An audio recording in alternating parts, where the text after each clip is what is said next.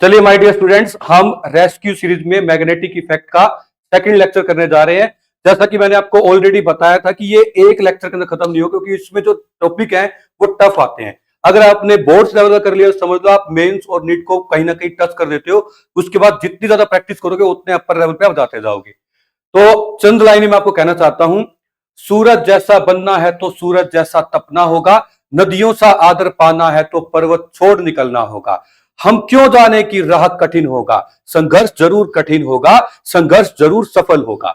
हम first topic करें second lecture का, जो कि है force experienced bye a moving charge placed in magnetic field.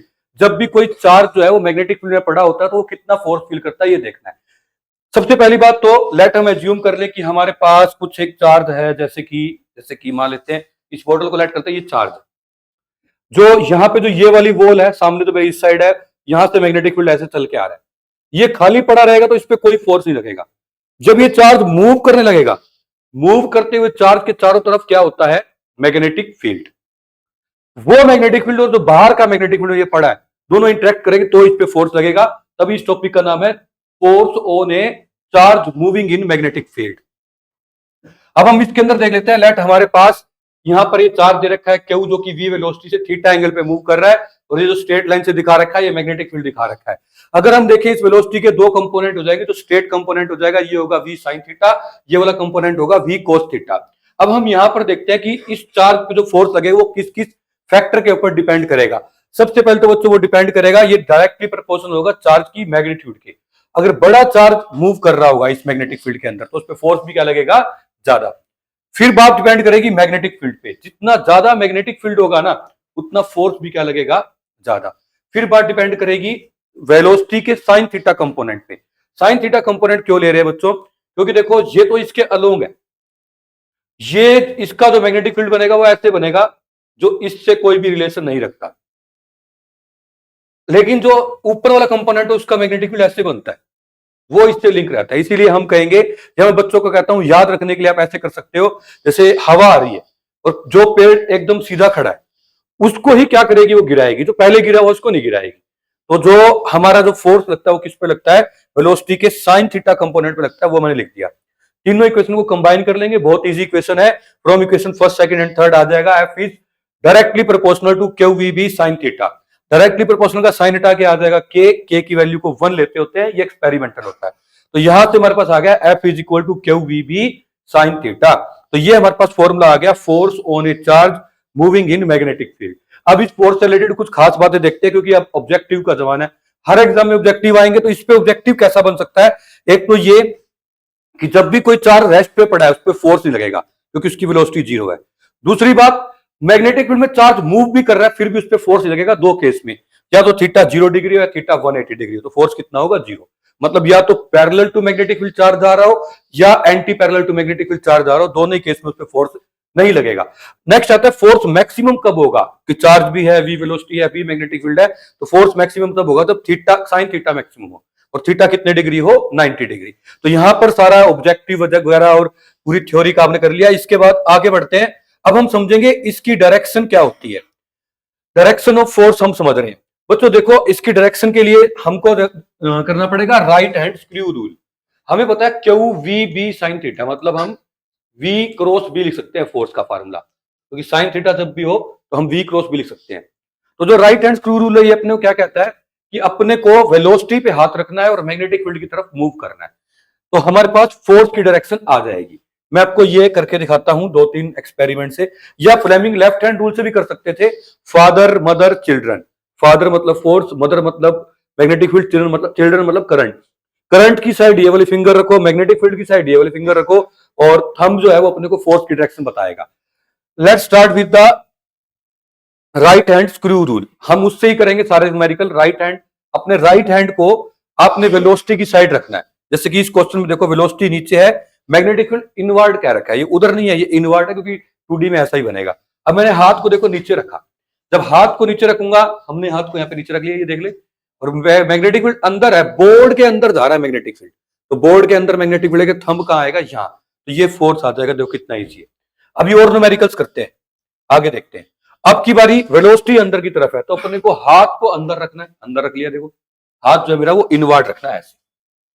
अब अपन को मैग्नेटिक फील्ड इधर है तो इसको फिंगर को कर ऐसे करना है इधर की ओर, तो थंब कहां जाएगा ऊपर, तो ऊपर की तरफ फोर्स आ जाएगा। अब क्रॉस से हमेशा इनवर्ड मैग्नेटिक फील्ड दिखाते हैं। मैग्नेटिक फील्ड अंदर है, चार्ज देखो एरो दिखा रखा है ऊपर जा रहा है, चार्ज ऊपर जा रहा है तो हाथ को ऊपर रखना है वेलोसिटी की डायरेक्शन में, ये वाला जो हैंड है ये ऊपर रहना चाहिए। मैग्नेटिक फील्ड अंदर है तो हमने क्या किया, अंदर की साइड पे इस तरह से कर दिया, थंब कहां आएगा इधर, इस डायरेक्शन को हम क्या बोलते हैं लेफ्ट, तो इसका आंसर आ जाएगा लेफ्ट। आगे बढ़ते बच्चों, इस तरह से देख रहे हैं। अब जो चार्ज है वो हमारा जा रहा है उस साइड, हमने हाथ को वहां रखा, मैग्नेटिक फील्ड कहां है हमारा इनवर्ड, तो मैग्नेटिक फील्ड इनवर्ड के लिए हमने क्या किया, थंब को ऐसे अंदर की तरफ लेके, थंब कहां गया नीचे, वो फिंगर को अंदर कर्ल किया, तो इसमें जो आंसर आएगा वो आएगा डाउनवर्ड, इसके लिए क्या आएगा डाउनवर्ड। अब हम इसमें देख लेते हैं, चार्ज जा रहा है उधर राइट, हमने हाथ को वहां रखा, इस एरो को देख के देखो, चार्ज को वहां रखा, मैग्नेटिक फील्ड अब की बार बाहर आ रहा है, अब ये फिंगर उल्टा तो घूम नहीं पाएंगी, ये वाला जो हाथ है ये उल्टा तो घूम नहीं पाएगा, इसको ऐसे मैंने घुमाया घुमाया घुमाया ऐसे आ गया। अब हाथ भी बाहर आ रहा है, डायरेक्शन भी वहां है उस साइड की ओर कर रखा है, कर्ल हम कहां दे रहे हैं बाहर की तरफ, तो थंब कहां आ रहा है नीचे, तो इस पे भी डायरेक्ट, इस पे फोर्स कहां आएगा डाउनवर्ड। ये बात का खास ध्यान रखना, ये जो डायरेक्शन जो होती है ना ये पॉजिटिव चार्ज के लिए होती है, अगर यहाँ इलेक्ट्रॉन होता तो हमारा जो आंसर आया उसका उल्टा लिखना होता, राइट को लेफ्ट, लेफ्ट को राइट, अप को डाउन, डाउन को अप, वो लिखना होता, वो मैं भी दिखाता हूँ अभी कैसे। देखिए जैसे ये क्वेश्चन आ गया, वो पूछ रहे हैं इसमें तीन चार्ज है Q1 Q2 एंड Q3, अपने को ये बताना है इसमें कौन सा चार्ज पॉजिटिव है कौन सा नेगेटिव है, मतलब प्रोटॉन क्या है इसके अंदर, इलेक्ट्रॉन क्या है और न्यूट्रॉन क्या है ये बताना है। तो सबसे पहले देखो जो Q1 है तो साफ दिख रहा है ये मैग्नेटिक फील्ड के अंदर डिफ्लेक्ट नहीं हो रहा, मतलब ये न्यूट्रल पार्टिकल होगा तभी डिफ्लेक्ट नहीं हुआ, तो Q1 तो है वो तो हो गया न्यूट्रॉन। फिर हमारे पास आता है, अगर चार्ज ऊपर जा रहा था मैग्नेटिक फील्ड को अंदर की तरफ कर्ल करते हैं, थंब कहां जाता है उस साइड में जाता है लेफ्ट को, देखो चार्ज ऊपर जा रहा है मैग्नेटिक फील्ड अंदर, लेफ्ट को जो चीज जा रही है वो हमारे रूल को फॉलो करे तो ये प्रोटॉन होगा। अब चार्ज ऊपर जा रहा है मैग्नेटिक फील्ड अंदर है, थंब वहां जा रहा है, फिर भी कोई बॉडी वहां जा रही है, मतलब उस पर वहां फोर्स लग रहा है, तो ये क्या होगा इलेक्ट्रॉन, तो हम कहेंगे इसमें न्यूट्रॉन, इलेक्ट्रॉन और ये होगा प्रोटॉन, ये हमारे पास आंसर आ जाएगा। तो हमारे पास आ गया न्यूट्रॉन, इलेक्ट्रॉन और प्रोटॉन। नेक्स्ट बढ़ते हैं बच्चों, अब हम एक और इंपॉर्टेंट टॉपिक देख रहे हैं, इसी से फोर्स से रिलेटेड देख रहे हैं, nature of motion of charge particle in magnetic field. देखिए बच्चों ये हमारे पास अलग अलग केस मैंने ले लिए। सबसे पहले केस में चार्ज पार्टिकल सीधा चल रहा है, इसको बोलते हैं पैरेलल, या एंटी पैरेलल भी हो सकता था, मतलब अलोंग चल रहा है या एंटी पैरेलल में एक लाइन में चल रहा है। इस केस के अंदर या तो पैरेलल होगा तो थीटा 0 डिग्री होगा, एंटी पैरेलल होगा थीटा 180 होगा, दोनों केस में फोर्स 0 रहेगा, और जो मोशन है वो कैसा रहेगा स्ट्रेट लाइन, भर भर के इसके अंदर से जो है हमारे न्यूमेरिकल ऑब्जेक्टिव इस टॉपिक पे बनते हैं।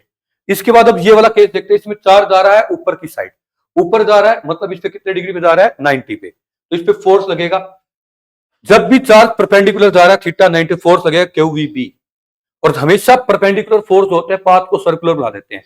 ये बच्चों काफी डाउट होता है कि सर ये आप कैसे कह रहे हैं जो पाथ है वो सर्कुलर बन जाएगा, तो बच्चों ये देखो जैसे मान लो कि ये हमारे पास कोई एक बॉडी चल रही थी, अब मैंने क्या किया इस पे 90 डिग्री फोर्स लगा दिया, जी चल रही थी वहां, ये वहां चल रही थी, देखो आराम से स्लो मोशन में समझो, ये वहां चल रही थी, मैंने क्या किया इस पे 90 डिग्री पे फोर्स लगा दिया इस तरह से,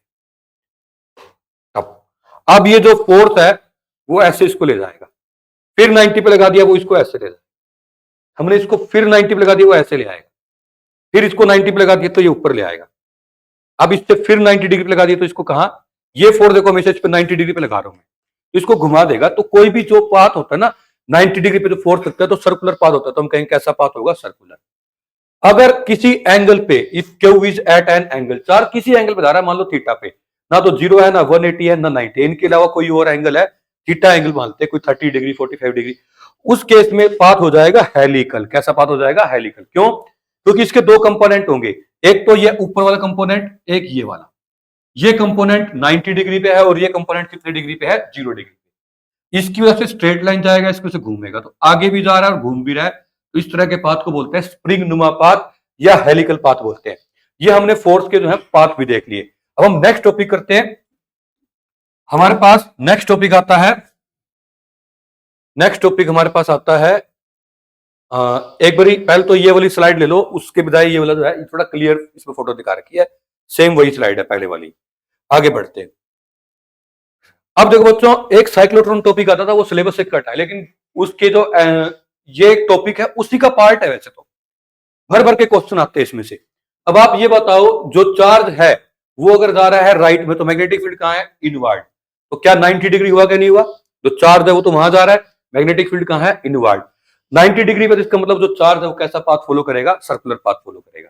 अब इसके अंदर जो सर्कल बनेगा, अब इसकी डायरेक्शन की बात नहीं कर रहे कि कैसा सर्कल बनेगा, जो इसमें सर्कल बनेगा माय डियर स्टूडेंट्स,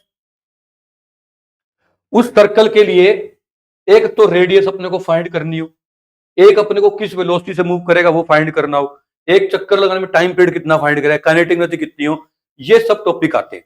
तो हम ये छोटी सी डेरिवेशन अपने को करनी पड़ेगी एक स्टेप की। एक स्टेप की भी डेरिवेशन होती है, वो ये रही कि सेंट्रीपिटल फोर्स जो चाहिए वो मैग्नेटिक फील्ड का फोर्स दे रहा है। सेंट्रीपिटल फोर्स का फार्मूला होता है mv स्क्वायर बाय r। जो मैग्नेटिक फोर्स का फार्मूला है वो है QVB साइन थीटा। थीटा यहाँ पे 90 डिग्री है क्योंकि मैग्नेटिक फील्ड अंदर की तरफ है, क्रॉस से अंदर की तरफ, और चार्ज यहां जा रहा है, दोनों में कितने डिग्री एंगल हो गया? 90 डिग्री एंगल हो गया। तो यहाँ पे हमने साइन 90 क्या लिख लिया? 1 लिख लिया। यहां से एक वेलोसिटी कैंसिल हो जाएगी। यहां से अगर आप r निकालोगे तो हमारे पास जो r है वो आ जाएगा mv बाई क्यूब। ठीक है, ये मैंने सारा लिख दिया कि जो फोर्स चाहिए घूमने के लिए वो कैसे मिला जाएगा। सेंट्रीपिटल फोर्स जो चाहिए वो मैग्नेटिक फोर्स प्रोवाइड करेगा। इसके बाद अगर ये फार्मूला आ गया बच्चों, ये एकदम प्राइम फार्मूला है। एक फार्मूला आप याद कर लो, r equal to m v by q b, r equal to m v by q b, r equal to m v by q b. इसके बाद वेलोसिटी निकालना, देखो कितना आसान है, v को यहां रखो, क्यू बी को ऊपर ले आओ, तो v क्या आ जाएगा? Q b r by m. देखो इसी से आ जाएगा। फिर टाइम पीरियड का फार्मूला क्या होता है? जब भी कोई बॉडी सर्कल में रिवॉल्व कर रही होती है तो हमारे पास टाइम पीरियड का फार्मूला होता है t equal to distance upon velocity. Distance होता है सर्कल का 2 पाई आर बाय में वेलोसिटी। आर की वैल्यू वही पुट कर दो, देखो कितना काम आ रही है, m b by q b put करोगे तो हमारे पास टाइम पीरियड आ जाएगा 2 pi m by Q b. तो हमारे पास वेलोसिटी भी आ गई, टाइम पीरियड भी आ गई। इस तरह से बच्चों अब बात क्या आती है, देखो जो t इज इक्वल टू हमने यहां पे निकाला था 2 pi M B by Q B, ये आ गया टाइम पीरियड। तो ये कह रहे हैं इसके अंदर ना कोई भी क्वांटिटी जो है, देखो इसमें कोई भी क्वांटिटी चेंज होने वाली नहीं है। मींस जो गिवन सिस्टम के लिए जो एक चक्कर का जो टाइम पीरियड होता है, गिवन चक्कर के लिए एक चक्कर का जो टाइम पीरियड होता है वो हमेशा क्या होता है? सेम, चाहे वो चक्कर कितना छोटा हो या बड़ा हो। आप कहोगे सर थोड़ा इसको और एक्सप्लेन करो, तो यहां बताता हूं। देखो बच्चों, मान लो कि अगर कोई चार्ज पार्टिकल जा रहा है, उसकी वेलोसिटी बढ़ गई गलती से, तो ये कह रहा है वेलोसिटी बढ़ जाएगी ना तो रेडियस बढ़ जाएगी, चक्कर बड़ा हो जाएगा। और वेलोसिटी बढ़ेगी तो रेडियस और बढ़ जाएगी, या रेडियस बढ़ानी है तो वेलोसिटी बढ़ानी पड़ेगी। टाइम पीरियड में कुछ भी चेंज नहीं होता। तो छोटे चक्कर में भी कितना टाइम लगता है, बड़े में भी उतना लगता है, और बड़े में भी उतना लगेगा। यहां से ये अपने को एक इंफॉर्मेशन मिल रही है। नेक्स्ट हम बढ़ते हैं बच्चों। अब देखो, अभी जो समझदार बच्चा उसको इशारा काफी है। जिन बच्चों ने मतलब 90 प्लस में आना उनके लिए ये बात बता रहा हूं। रेडियस आ जाएगी, वेलोसिटी निकाल लेना, टाइम पीरियड ओमेगा होता है angular velocity, velocity upon r. तो एंगुलर अपने आप एंगुलर वेलोसिटी निकाल लेना। मैं बताऊंगा नहीं किस तरह से वी को आर से डिवाइड करो। फ्रीक्वेंसी निकालना 1 बाई टी, मतलब इसका उल्टा करना, ये अपने आप से करना, इसका रेसिप्रोकल। फिर अपने को निकालना है kinetic energy, half m v square होता है। वेलोसिटी आपके पास है, वेलोसिटी का स्क्वायर करो, हाफ एम वी स्क्वायर से काइनेटिक एनर्जी निकाल लेना। लीनियर मोमेंटम निकाल लेना, मास इनटू वेलोसिटी होता है। एंगुलर मोमेंटम भी आ जाएगा m v r by, sorry m v r, v भी है आर भी है, वैल्यू पुट करके एंगुलर मोमेंटम आ जाएगा। ये जो टॉपिक है खुद अपने को करने पड़ेंगे। अब हम करते हैं लोरेंट्ज फोर्स की तरफ बढ़ते हैं। Next topic is our Lorentz force. Lorentz force क्या होता है बच्चों? जब भी कोई पार्टिकल दोनों ही फील्ड में पड़ा हो, मतलब कि इलेक्ट्रिक फील्ड में भी पड़ा हो और मैग्नेटिक फील्ड में भी पड़ा हो, जब दोनों ही फील्ड के अंदर पड़ा हो, इस तरह के फोर्स को हम बोलते हैं लोरेंट्ज फोर्स। और नेट फोर्स जो आ रहा हो वो नेट फोर्स का नाम है लोरेंट्ज फोर्स। देखो इलेक्ट्रिक फोर्स को और मैग्नेटिक फोर्स को ऐड कर दो, दोनों ही फील्ड में अगर चार्ज के दोनों फील्ड है, इलेक्ट्रिक फील्ड का फोर्स कितना होता है? Q E. मैग्नेटिक फील्ड का कितना होता है? Q we B sine theta या क्यू वी क्रॉस बी। इन दोनों में देखो क्यू कॉमन आ गया, ब्रैकेट के अंदर क्या बच जाएगा? यहां से ई बच जाएगा और वहां से क्या बच जाएगा? वी क्रॉस बी, और यहां पे वर्ग क्यू आ गया। तो ये जो है ये किसका फार्मूला है? लोरेंट्ज फोर्स का फार्मूला है। ये याद रख लेना, मैंने पूरा इसमें डेफिनेशन लिख दिया। When a charge particle is placed या present in both the field, यानी कि electric field and magnetic field, then the net force acting is called Lorentz force. वो जो साइक्लोट्रॉन जो है वो हमारे सिलेबस से कट है, इसीलिए इसको अपन स्किप कर रहे हैं। आगे बढ़ रहे हैं बच्चों नेक्स्ट टॉपिक पे। अब हम स्टार्ट कर रहे हैं force on current carrying conductor placed in magnetic field. Force on current carrying conductor जब मैग्नेटिक फील्ड के ऊपर हम देख रहे हैं, इसके लिए अपने को छोटी सी बात पहले पता होनी चाहिए। वो क्या? जो कि हमारी करंट इलेक्ट्रिसिटी यूनिट में आती है, I is equal to n e a we d. इसमें जो n है ये इलेक्ट्रॉन डेंसिटी या नंबर ऑफ इलेक्ट्रॉन पर यूनिट वॉल्यूम होता है, ई चार्ज ऑफ इलेक्ट्रॉन है, ए एरिया है, और वीडी जो है इसके अंदर वो ड्रिफ्ट वेलोसिटी होती है। ये रिलेशन अपने को पता होगा तो ही हम कर पाएंगे। वीडी कुछ भी नहीं है, एक एवरेज वेलोसिटी, ये ध्यान रखना। चलिए बच्चों, अब मान लेते हैं कि हमारा जो टॉपिक के अकॉर्डिंग कोई भी करंट कैरिंग कंडक्टर है, ये मानते हैं मार्कर है, ये पड़ा है किसके अंदर, मैग्नेटिक फील्ड के अंदर। अपने को ये देखना है इस पे फोर्स कितना लगेगा। बच्चों ये हमने ले लिया, ये हमारे पास क्या पड़ा है, कोई भी एक करंट कैरिंग कंडक्टर पड़ा है। मान लेते हैं कि लेंथ ऑफ कंडक्टर जो है वो तो है n, area of cross section है वो अपने को दे रखा है ए, इलेक्ट्रॉन डेंसिटी दे रखी है एन, और टोटल इलेक्ट्रॉन्स कितने हो जाएंगे हमारे पास, एन इंटू ए इंटू एल। ये कहां से आया, अगर एक यूनिट वॉल्यूम में इतने थे तो टोटल वॉल्यूम से मल्टीप्लाई कर दिया। ये टोटल इलेक्ट्रॉन है, अगर टोटल इलेक्ट्रॉन है तो टोटल चार्ज भी निकाल सकते हो, क्योंकि एक इलेक्ट्रॉन पे ई चार्ज होता है। टोटल चार्ज कितना हो गया, एन ए एल ई। अब चार्ज हमारे पास आ गया। ये हमारे पास टोटल किसी भी एक कंडक्टर में फ्री चार्ज होता है, जिसमें एन जो है नंबर ऑफ फ्री इलेक्ट्रॉन है, एल लेंथ है, ए एरिया है, और ई इलेक्ट्रॉन ऑफ चार्ज का चार्ज ऑफ इलेक्ट्रॉन है। अब F is equal to Q we B sine theta के अंदर पुट कर दो, तो क्यू की जगह हमने सारा पुट कर दिया। देखो N A L E, N A L E, साथ में वी बी साइन थीटा था तो ये वी बी साइन थीटा आ गया। माय डियर स्टूडेंट्स, अभी लास्ट स्लाइड के अंदर मैंने आपको बताया था I is equal to N A we D होता है। तो देखो एन, ये वाला ई ए और ये एवरेज वेलोसिटी, इनको मिला के बन जाएगा आई। हमारे पास एफ आ गया I l b sine theta.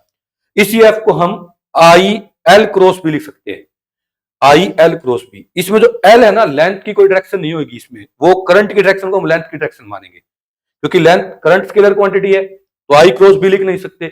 इसलिए हमको ऐसे कैसे लिखना है, कई बच्चे इसको ऐसे याद कर लेते हैं कि b i l sine theta, I l b है ना, तो ऐसे कह दो b I l sine theta. लेकिन इसके अपने को प्रॉब्लम कहां पे आती है, जब ये साइन थीटा हटा के बच्चे यहाँ क्रॉस लगा देते हैं, तो करंट तो वेक्टर स्केलर है तो इसमें क्रॉस आ नहीं सकता, तो आप ऐसे याद रखो I l b sine theta. अब मैं इस पे कुछ न्यूमेरिकल्स आपको करा देता हूं। अब देखो अपने को करंट पे हाथ रखना है, मतलब लेंथ वेक्टर किसको दिखा रहा है, करंट की डायरेक्शन को, और मैग्नेटिक फील्ड की तरफ क्या करना है, अपने को मूव करना है। तो चलिए बच्चों एक क्वेश्चन हम करके देखते हैं। करंट की डायरेक्शन कहां है, तो हम कहेंगे करंट की डायरेक्शन जो है वो है अपवर्ड। लेंथ मतलब I l b sine theta था ना, तो अपन को देखो एल क्रॉस बी करना है। लेंथ किसकी डायरेक्शन बता रहा है हमारे को, करंट, करंट ऊपर की तरफ है, करंट को ऊपर रखा, हाँ मैग्नेटिक फील्ड उधर जा रहा है, हाथ ऊपर की तरफ इंडिकेट कर रहा है, ये मैग्नेटिक फील्ड उधर है तो कर्ल इधर कर, हम कहा जाएगा अंदर, तो इसमें जो आंसर है वो कहा आएगा इनवर्ड, इसका इनवर्ड है। अभी भी समझ रहे तो आप ये समझते हैं। देखो जो ये वाला क्वेश्चन है इसके अंदर अपने को क्या कह रखा है, इसके अंदर जो करंट चल रहा है वो चल रहा है हमारा उस साइड की ओर, करंट उधर जा रहा है, क्रॉस की वजह से मैग्नेटिक फील्ड जो है वो कहां जाता है, इनवर्ड, और जो मैग्नेटिक फील्ड है वो इनवर्ड है। तो अपने को हाथ को तो देखो वहां रखना है बच्चों, और इनवर्ड की ओर कर देना, थंब कहां जाएगा, ऊपर, क्योंकि देखो करंट की तरफ अपने को क्या रखना था, पहले फर्स्ट। फिर कर्ल ऑफ फिंगर कहां करना है अपने को, कर्ल ऑफ फिंगर करना है मैग्नेटिक फील्ड की तरफ, मतलब इनवर्ड, तो थंब कहां जाएगा, ऊपर जाएगा, इसलिए इसका डायरेक्शन क्या आ जाएगी, अपवर्ड। अब ऐसे ये मैंने क्वेश्चन दे रखे हैं, इसमें करंट जो है ना बच्चों, मैग्नेटिक फील्ड तो वहां है, करंट बाहर आ रहा है, बाहर आने को डॉट से दिखाते हैं, नीचे जा रहा है, अंदर जा रहा है, ऊपर जा रहा है, ये सारे फोर्स मैं आपको बता देता हूं। देखो कैसे, जब मैग्नेटिक फील्ड तो वही रखना है, करंट देखो बाहर आ रहा है, डॉट का मतलब बाहर आ रहा है, तो मैंने हाथ को कहां रखा, बाहर की तरफ रखा, और मैग्नेटिक फील्ड वहां है तो इसको ऐसे कर्ल कर दिया, थंब कहां गया, ऊपर, तो इसमें आया अपवर्ड फोर्स। इसमें देखो करंट नीचे है तो नीचे की तरफ हाथ रखा, मैग्नेटिक फील्ड उधर है तो हाथ इधर रखा, ऐसे घुमा दिया, मैग्नेटिक फील्ड की तरफ घुमा दिया, थंब कहां आया, आउटवर्ड, तो आउटवर्ड है। इसमें करंट अंदर है तो पहले हाथ को अंदर रखा, हाथ को अंदर रखा, अब फिंगर कर्ल उधर करनी है तो इसको पहले ऐसे घुमाया घुमाया, अब ये सही हो गया, फिंगर वहां कर्ल भी हो सकती है और हाथ अंदर की तरफ भी है, करंट जो है अंदर है, तो फोर्स कहां आया, डाउनवर्ड आया, देखो हम कहा नीचे, इसमें करंट ऊपर है और हाथ को उधर की ओर कर्ल करना है, तो हमने उधर की ओर कर्ल करने के लिए क्या किया, इस तरह से कर दिया, हम कहा गया अंदर, तो इनवर्ड आया। तो इस तरह हमने देखा ना बच्चों की अगर ये हमारे पास करंट की डायरेक्शन में सीख, इससे पर सीखने को क्या मिला, एक चीज और सीखने को मिली, वो देखो क्या चीज है। इस चीज से अपने को ये पता चला कि इस तरह से अगर रेक्टेंगुलर कोयल होती, ऐसे मेरा हाथ पड़ा, ये रेक्टेंगुलर कोयल है, मान लो जैसे कि कोई एक नोटबुक है वो पड़ी है हमारे पास, लेट वो इस तरह से कोई हमारे पास एक नोटबुक पड़ी है। अब इस नोटबुक के लिए क्या होता है, इस साइड पे करंट कह रहा था आउटवर्ड, डाउनवर्ड, इनवर्ड, अपवर्ड, तो आउटवर्ड करंट आ रहा था आउटवर्ड, डाउनवर्ड, इनवर्ड, अपवर्ड, तो फोर्स कहां लगते थे, अपवर्ड, आउटवर्ड, ये सब। इससे क्या होगा, मैंने यहां बना दिया, देखो पहले तो हम इससे सीखे डायरेक्शन निकालना, अभी से एक चीज और सीख रहे हैं, ये अपवर्ड डाउनवर्ड वाले फोर्स तो कैंसिल हो जाएंगे, आउटवर्ड इनवर्ड वाले क्या करेंगे, इसको घुमा देंगे। घुमाने के लिए जो अपने को टर्म यूज करते हैं वो हम करते हैं टोर्क, मतलब कि टोर्क आ जाएगा इसमें। कितना टोर्क आ जाएगा, अपने को टोर्क मिल जाएगा इससे, जब भी कोई एक रेक्टेंगुलर कॉइल पड़ी हो तो उस पर टोर्क लगेगा, torque on A rectangular coil placed in magnetic field, उस पर टोर्क लगेगा निबा साइन थीटा। एन है यहां पर नंबर ऑफ टर्न्स, आई है यहां पर करंट, बी है यहां पर मैग्नेटिक फील्ड, और ए एरिया है, थीटा जो है वो हमारा है angle between magnetic dipole moment and ये हमारे पास बन जाएगा m I n a and magnetic field. ये एंगल है angle between magnetic field and direction of current. ठीक है बच्चों, ये एंगल है angle between magnetic field and direction of current. Magnetic dipole moment की टर्म में भी इसको कर सकते हैं, फॉर्मूला अभी के लिए आप याद रखेंगे। आगे बढ़ते हैं, अब हमारे पास आता है इस सदी का जो इंपॉर्टेंट टॉपिक है, इस ईयर में आना ही आना है, इस टॉपिक का नाम है गैल्वेनोमीटर। गैल्वेनोमीटर क्या होता है बच्चों, ये एक डिवाइस होती है जो करंट को मेजर करती है। सिर्फ 5 मिनट के अंदर ये गैल्वेनोमीटर अच्छे से समझ जाओगे आप।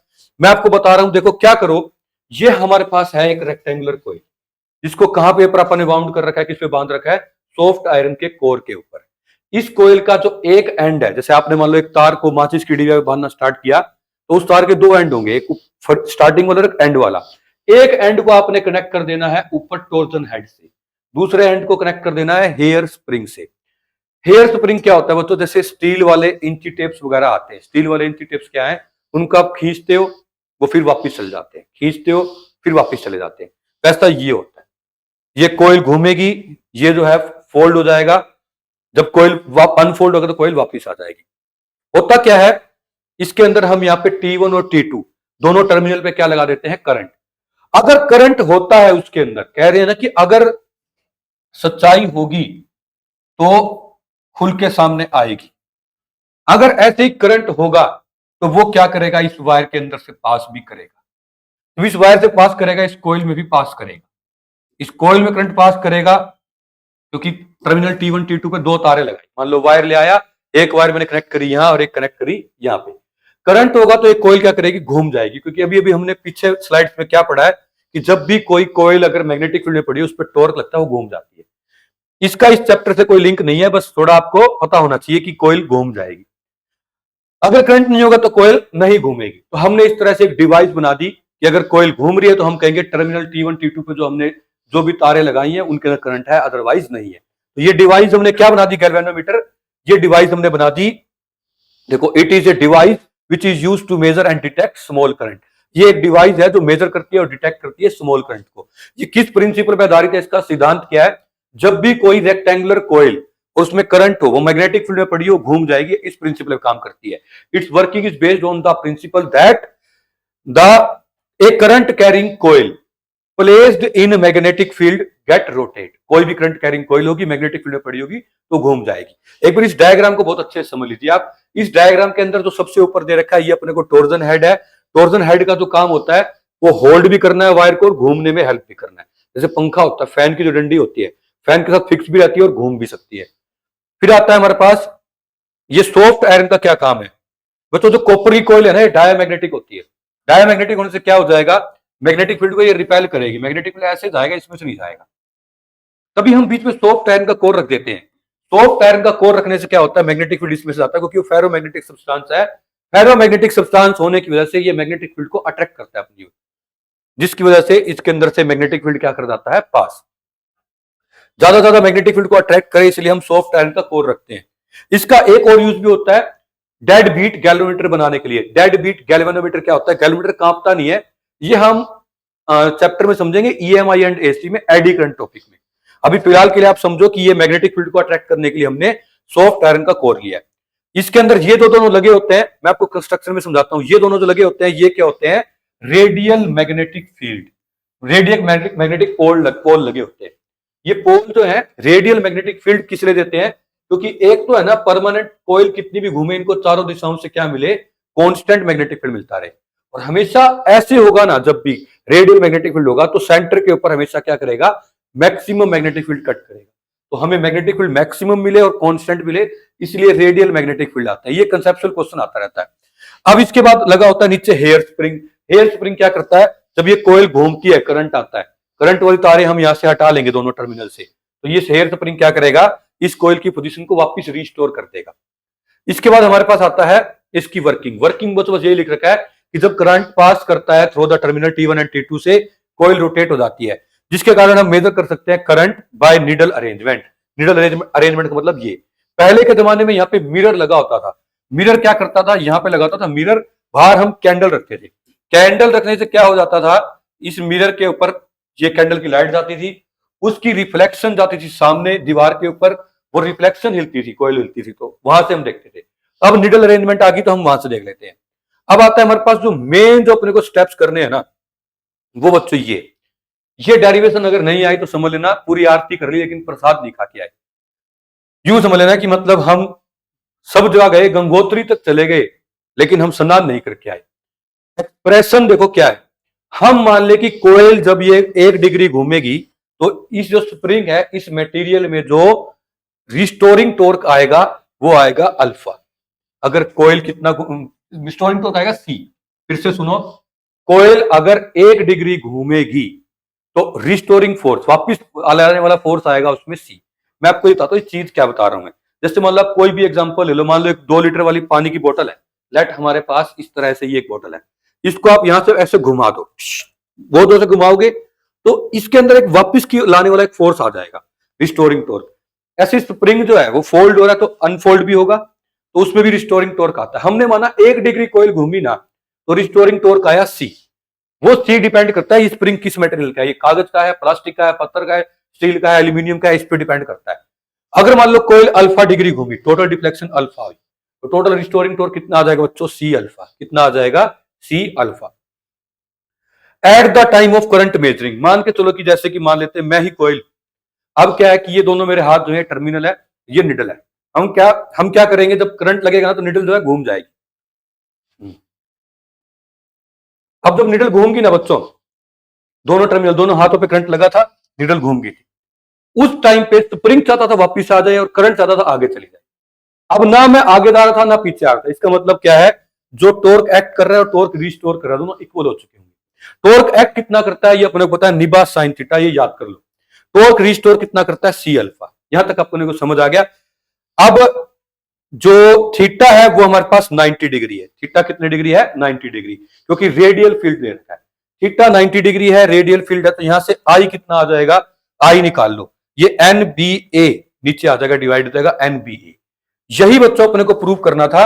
इससे अपने पास नेक्स्ट जो 5th स्टेप है वो ये वाला आ गया, I is directly proportional to alpha. मैं एक बार आपको रिवाइज भी कराऊंगा, ये अच्छे से समझ लो देखो, ताकि बोर्ड के अंदर भी अपने को आजकल जो लेवल है वो कम नहीं आ रहा, वो अच्छे से अपने को समझ आए। टॉर्क एक्टिंग जो होता है वो क्या होता है, टॉर्क रीस्टोरिंग। टॉर्क एक्टिंग का फॉर्मूला क्या होता है, निबा साइन थीटा।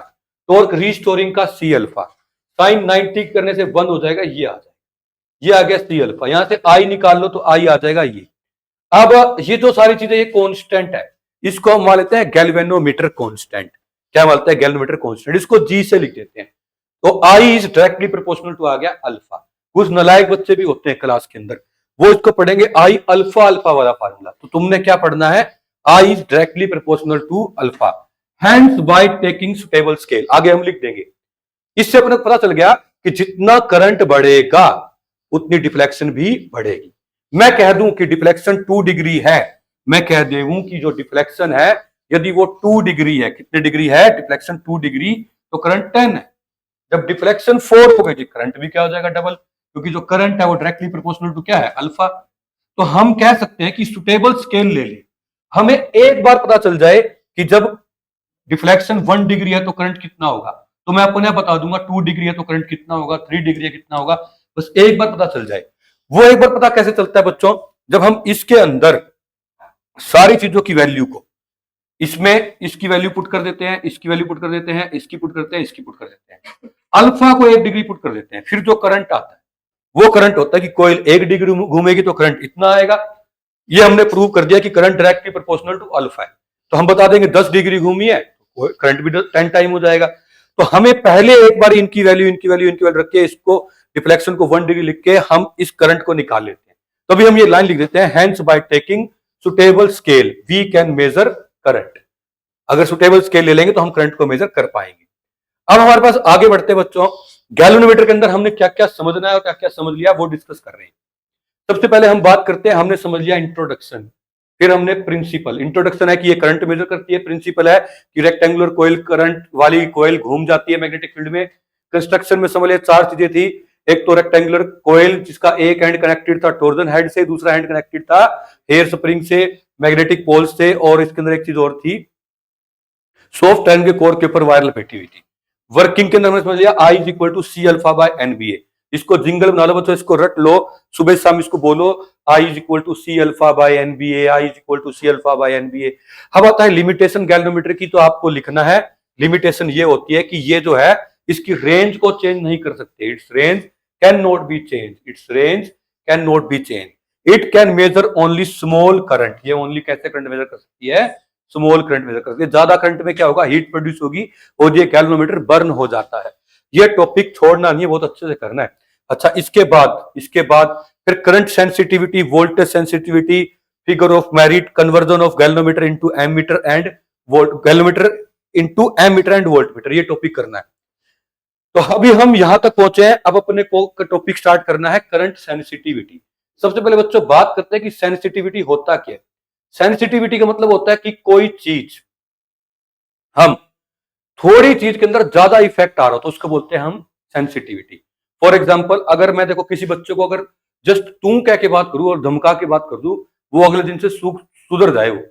और एक मान लो बच्चा ऐसा, तो उसको मैं ऐसे कह दूं तेरा दिमाग ही खराब है, तू बैल बुद्धि है, तेरे में अक्ल नहीं है, तेरे में कुछ नहीं है, मतलब वो कुछ बोल दो वो फिर भी हंस रहा है, ही हंस रहा है, समझ रहे हो। तो सेंसिटिविटी किसको बोलते हैं, जैसे कि मान लो है ना गैल्वेनोमीटर है, एक गैल्वेनोमीटर को मैंने 50 एम्पियर करंट दे दिया, उसकी नीडल हिलने का नाम ही नहीं ले रही, और एक गैल्वेनोमीटर को मैंने 0.5 एम्पियर करंट दिया तो उसकी नीडल एकदम से हिल रही है। तो हम कहेंगे जो कम करंट में ज्यादा डिफ्रैक्शन दिखा रहा है उस वो करंट क्या है, वो गैल्वेनोमीटर ज्यादा सेंसिटिव है। करंट सेंसिटिविटी क्या होती है गैल्वेनोमीटर की, it may be defined as deflection produce in galvanometer coil per unit current. मतलब करंट कम से कम जाए और डिफ्लेक्शन ज्यादा से ज्यादा आए, उस केस में हम क्या बोलते हैं, सेंसिटिविटी क्या है, ज्यादा है। फिर से सुन लो, अगर थोड़े से करंट में बहुत ज्यादा डिफ्लेक्शन दिखा रहा है कोई भी गैल्वेनोमीटर, करंट थोड़ा है डिफ्लेक्शन ज्यादा, तो हम कहेंगे सेंसिटिविटी ज्यादा है। अपन ने ये फॉर्मूला पढ़ लिया था, I is equal to c alpha by NBA। इसको परमानेंट याद रखो, यहां पुट करके देखना, I क्या है, c alpha by NBA, by वाला NBA ऊपर चला, अल्फा से अल्फा कट गया, तो ये करंट सेंसिटिविटी का एक फॉर्मूला आ गया। इस पे न्यूमेरिकल्स जो है बहुत लाजमी आते ही आते हैं। आगे बढ़ते हैं, वोल्टेज सेंसिटिविटी। वोल्टेज सेंसिटिविटी क्या होता है बच्चों, ये होता है कितनी डिफ्लेक्शन प्रोड्यूस हो सकती है किसी गैल्वेनोमीटर में पर यूनिट वोल्टेज। मतलब एक तो आपने 1.5 वोल्ट का जो सेल होता है, जो छोटा सा घड़ियों में सेल होता है, वो या टॉयज में चलो वो लगाया, और एक बड़ी बैटरी लगा दी, बड़े वाली बैटरी से जो चल रहा है, तो हम कहेंगे वो सेंसिटिव नहीं है गैल्वेनोमीटर। तो वो गैल्वेनोमीटर जो कम से कम वोल्टेज में ज्यादा ज्यादा डिफ्लेक्शन दिखाए, सेम करंट सेंसिटिविटी की तरह। उसमें था formula deflection produce per unit current, इसमें है deflection produce per unit voltage. Voltage को हम बोलते हैं I into r, ohm's law वाले फॉर्मूले से। इतनी चीज क्या है, करंट सेंसिटिविटी। तो हम बोल सकते हैं वोल्टेज सेंसिटिविटी क्या होती है, करंट सेंसिटिविटी को रेजिस्टेंस से डिवाइड कर। आगे बढ़ते हैं बच्चों, अब हमारे पास अगर मैं इधर से ही I की वैल्यू पुट करूं तो क्या आ जाएगा हमारे पास, सी अल्फा बाय NBA। देखो I की वैल्यू पुट करी, जो कि मैंने यहां बता रहा है, इसका कोई यूज नहीं है, तो बताने के लिए बस ये कि जो I की वैल्यू क्या है, सी अल्फा बाय NBA, वो यहां मैंने पुट कर दी। तो यहां से हमारे पास देखो अल्फा से अल्फा कट जाएगा, ले दे के हमारे पास आ जाएगा VS is equal to NBA by CR। ये हमारे पास आ गया वोल्टेज सेंसिटिविटी। नेक्स्ट टॉपिक कर रहे हैं हम figure of merit. Figure of merit क्या होता है बच्चों, अगर अपने को बड़ा गैल्वेनोमीटर चाहिए, मान लो कि अभी तो अपन ये देखा था कि कम करंट में ज्यादा डिफ्लेक्शन आए, मान लो ऐसा गैल्वेनोमीटर है तो सिर्फ 2 एम्पियर करंट गया और पूरा पूरा यहां तक पहुंच गया, इससे अपन 10 एम्पियर करंट तो मेजर कर ही नहीं पाएंगे क्योंकि 2 एम्पियर में नीडल पूरी होगी। तो ये है सेंसिटिव तो है, लेकिन ये कम अमाउंट ऑफ करंट मेजर कर सकता है। अगर मैं कहता एक ऐसा गैल्वेनोमीटर है जिसके अंदर जीरो के बाद अगर यहां पे आना हो तो 1000 एम्पियर करंट चाहिए, तो हम कहेंगे इस गैल्वेनोमीटर की सेंसिटिविटी तो कम है, ये ज्यादा करंट में डिफ्लेक्शन उतनी दिखा रहा है, ये कम करंट में उतनी दिखा रहा है, तो ये ज्यादा सेंसिटिव है, क्योंकि कम करंट में ये डिफ्लेक्शन अच्छी खासी दिखा रहा है। उसकी सेंसिटिविटी तो कम है पर वो बड़े बड़े करंट को मेजर कर सकता है। तो फिगर ऑफ मेरिट हम उसको बोलते हैं जब डिफ्लेक्शन कम हो और करंट ज्यादा मेजर हो रहा हो। यह एक्चुअली बताता है कि कितना बड़ा गैल्वेनोमीटर है, बड़ा बड़ा साइज वाइज नहीं, करंट कितने बड़े बड़े मेजर कर सकता है। तो फिगर ऑफ मेरिट की क्या डेफिनेशन बन जाएगी, it is the current per unit deflection. वैसे बच्चों ये देखो रेसिप्रोकल होता है करंट सेंसिटिविटी का, तो फिगर ऑफ मेरिट बताता है एक्चुअली में गैल्वेनोमीटर की रेंज क्या है, कितना high amount of current it can measure, और ये होता है सेंसिटिविटी का उल्टा। इसकी यूनिट क्या होती है करंट के लिए एम्पियर, और अल्फा एंगल के लिए क्या होती है रेडियन, तो इसकी यूनिट होती है एम्पियर पर रेडियन। आगे बढ़ते हैं बच्चों, अब हम कर रहे हैं conversion of galvanometer into ammeter, और इसके बाद करेंगे conversion of galvanometer into voltmeter. Conversion of galvanometer into ammeter में हम देखते हैं बच्चों, सबसे पहले तो अपने को एमीटर की गाथा गानी पड़ेगी जिसके बारे में बात करें।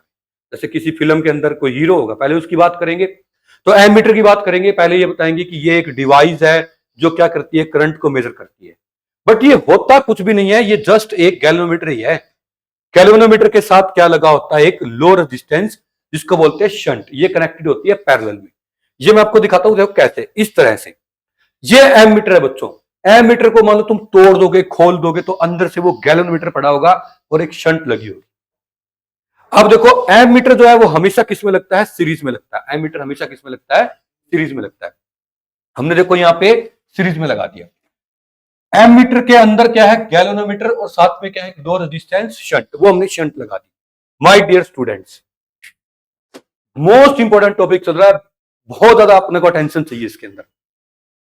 सबसे पहले हमने समझा एमीटर क्या होता है, ये डिवाइस है जो किसको मेजर करती है, करंट को। दूसरा हमने क्या समझा, ये कुछ भी नहीं है गैल्वेनोमीटर के साथ, इट इज नथिंग, ये इसके अलावा कुछ भी नहीं है, but just a simple galvanometer होता है विद लो रेजिस्टेंस, उसको हम क्या बोलते हैं, शंट। ये मैंने आपको डायग्राम में दिखा दिया, गैल्वेनोमीटर के साथ लो रेजिस्टेंस लगी है। वर्किंग में समझेंगे इसका यूज क्या है। आगे बढ़ते हैं, देखो ammeter always connected in series, ये लाइन लिख देंगे। इसके बाद it is a low resistance device, ये लो रेजिस्टेंस डिवाइस लिख देंगे। आइडियल एमीटर तब होगा जब उसकी रेजिस्टेंस कितनी हो, जीरो हो। तो आइडियल एमीटर किसको बोलते हैं, जब उसकी रेजिस्टेंस क्या हो, जीरो। ये लिखने के बाद अब मैं आपको यहां वर्किंग समझा रहा हूं। देखो बच्चों, यहां से करंट आ रहा है मान लो कि 1000 एम्पियर, हमें पता है कि कुछ करंट यहां जाएगा, कुछ यहां जाएगा। मैं पूछूं ज्यादा करंट कहां जाएगा, तो आपको कहना है ऊपर जाएगा, क्योंकि ये लो रेजिस्टेंस है। इसको जान करके लो रखते इसलिए कि सारा करंट लगभग ऊपर चला जाए। मान लो 999 वहां से चला गया, एक यहां से आ गया। हम चाहते थे कि जी फॉर घर, हमारा घर जो है वो सेफ रहे, गैल्वेनोमीटर सेफ रहे, मतलब कि ज्यादा करंट इसमें भेज नहीं सकते थे, तो हमने एक रास्ता बना दिया। जैसे पानी आ रहा है, फ्लड आ रहा है, वहां से बाढ़ आ रही है, हमने एक रास्ता बना दिया, हमारे घर से नहीं आ रही, वो पानी जो सारा सारा ऊपर से यहां से चला गया। फिर बाद में 1 ये भी, 990 वो मिलके भी, 999 वो मिल गया, 1 ये मिल गया, 1000 इसमें वापस चला गया। तो हमने एक रास्ता बना दिया। अब बच्चों मैं कैसे भी करके ये प्रूव कर दूं ना कि इसमें जो करंट जा रहा है गैल्वेनोमीटर में, वो डायरेक्टली प्रोपोर्शनल है जो पीछे से करंट आ रहा है उसके, मतलब कि जो आई है वो डायरेक्टली प्रोपोर्शनल टू आई जी है। मतलब इसमें अगर 1 है, इसमें 1000 है। अगर मैंने ये प्रूव कर दिया तो गैल्वेनोमीटर में जब हमारे करंट 2 होगा, पीछे कितना आ रहा होगा, 2000। आप देख रहे हो क्या गेम खेल ली गई है। इसमें करंट 1 2 3 4 जा रहा है, ये जल भी नहीं रहा, सेफ भी है, बट हमें पता चल रहा है कि पीछे सर्किट में कितना करंट आ रहा है। तो हमने गैल्वेनोमीटर को एज ए हाई करंट जब यूज करते हैं ना, इसी गैल्वेनोमीटर का नाम ही एमीटर पड़ जाता है। तो गैल्वेनोमीटर और एमीटर एक ही चीज है वैसे बस। तो अब आप समझ गए यहां पर। अब मुझे ले दे के ये प्रूव करना है कि आई इज डायरेक्टली प्रोपोर्शनल टू आई जी। चलिए बच्चों, हम थोड़ा करंट को इसके अंदर स्प्लिट करते हैं। यहां से करंट आ रहा है आई, आई करंट आने के बाद यहां पे हमारे पास करंट चला जाएगा इस गैल्वेनोमीटर के अंदर आई जी, बचा हुआ करंट ऊपर चला जाएगा आई माइनस आई जी। अब हम क्रिचॉफ का सेकंड लॉ लगा देते हैं जिसको बोलते हैं KVL. By KVL for loop A B C D, a for loop A B C D आप केवीएल लगाते हैं तो हमारे पास यहां से चलते हैं, अपने को यहीं पे घूम के खत्म कर देना, यहीं पे एंड करना है। जब आप ए से बी जा रहे थे कोई भी रेजिस्टेंस नहीं थी, बी से सी में रेजिस्टेंस थी एस, करंट था ये, तो हमने देखो रेजिस्टेंस थी एस, करंट था, ये करंट इंटू रेजिस्टेंस लिखना होता लिख दिया। सी से डी में कोई भी रेजिस्टेंस नहीं है, डी से ए आ रहे, तो करंट है आई जी और रेजिस्टेंस है जी, तो हमने देखो आई जी इंटू जी लिख दिया। माइनस का सिंबल इसलिए आया क्योंकि करंट हम जा रहे थे डी से, करंट आ रहा था ए से डी। तो आपको एक लूप में बस चक्कर लगाना होता है।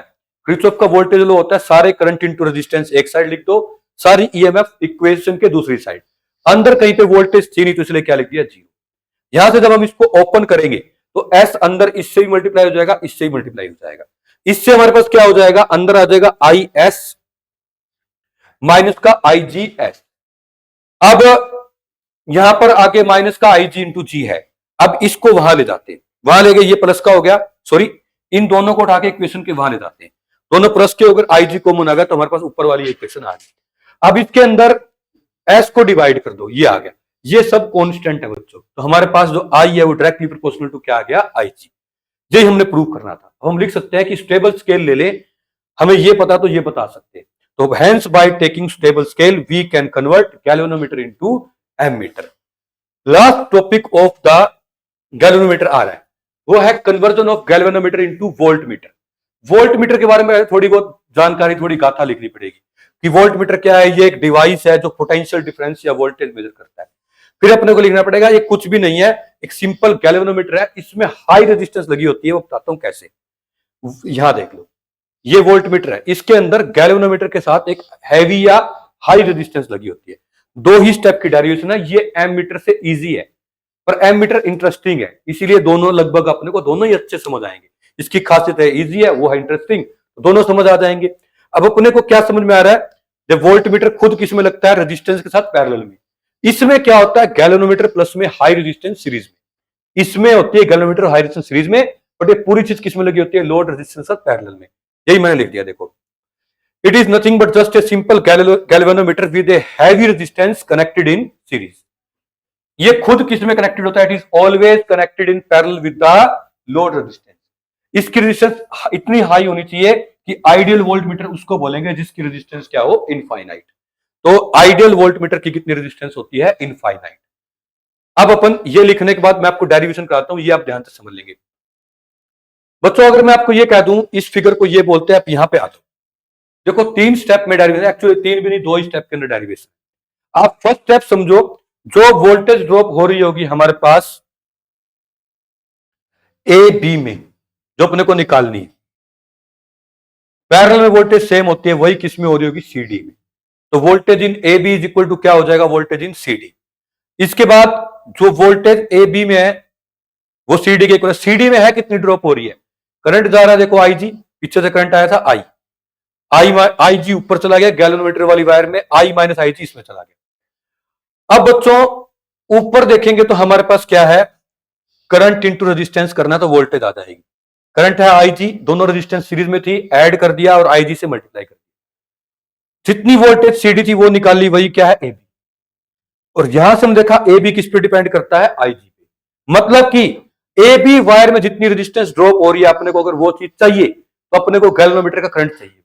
अगर मेरे को गैल्वेनोमीटर में करंट में अगर 1 डिग्री आ रहा है तो वोल्टेज ड्रॉप मान लिया कि 10 है। जब ये डबल हो जाएगा तो इसको भी डबल होना पड़ेगा, 20 होना पड़ेगा। इस तरह से हम कह सकते हैं कि hence by taking suitable scale we can convert galvanometer into volt meter, galvanometer into volt meter. चुनिंदा टॉपिक्स बच्चों हमारे पास और बचे हुए हैं इस चैप्टर के। पहले इस लेक्चर के अंदर इतना ही कर लेते हैं।